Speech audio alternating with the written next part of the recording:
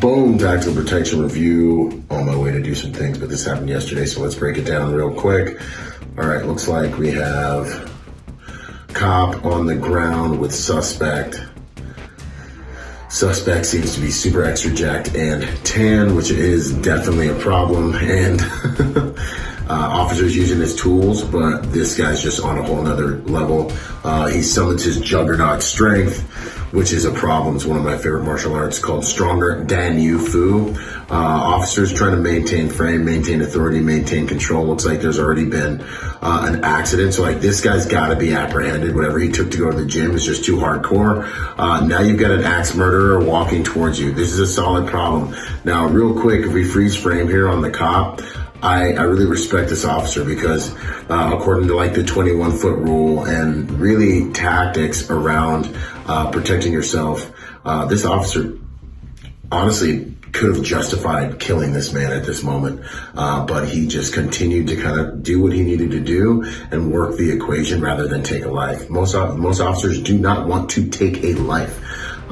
Most professional protectors do not want to do that. And so this officer is actually in an extremely dangerous situation. He's got a guy that's already proven that he's extremely formidable, physically stronger than him, just got tased and does not care. And the officer goes from his less lethal to his lethal option and is now being pursued with a guy with an axe in his hand based on the 21-foot rule, which means I can get to you and stab you or hack you to pieces probably before you can pull the trigger. That officer probably could have just ended his life, but he doesn't.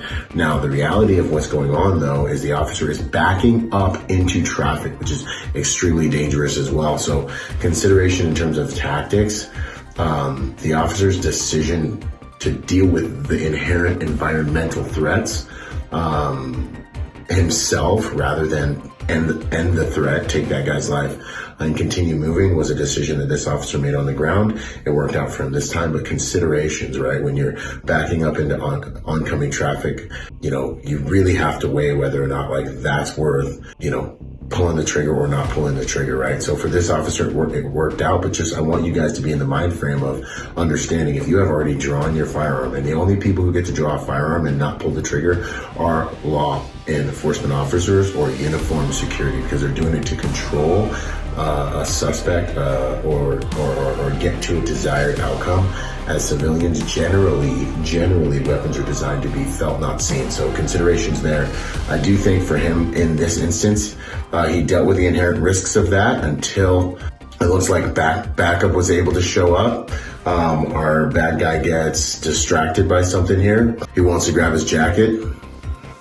Makes sense. Maybe it helps him deal with the tasers. I don't know. But now as backup arrives, we see another officer show up, hit him with a taser, which I think was actually the right move. And then you see them move into taking this guy into custody. One of the things I think these guys did real good here is if you freeze frame where you can see the two officers, one's on less lethal, one's on lethal, and they have this suspect in like an L shape, right? And this is how, if one person, say even as a civilian, if you're trying to make a citizen's arrest, one person is on lethal, the other person is actually dealing with that suspect. But you guys have to make sure you maintain geometries of fire no matter how that scenario changes or how anyone moves around. You want to make sure that you're at 90 degrees off of anyone who's physically dealing with that suspect or that person of interest, right? So these guys do that really well. You see the way that they're standing here.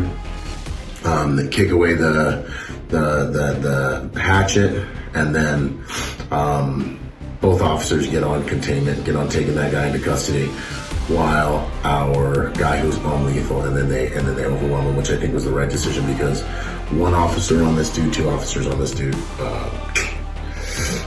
could have been a problem, man. That dude's pre-workout was still raging, and he wasn't he was going to be a problem. Anyways, tactical protection review, learn protection strategies from a protection professional. I hope there are some things in there for you to learn. Let's train together. Join me on the Man of Peace podcast. Let's go.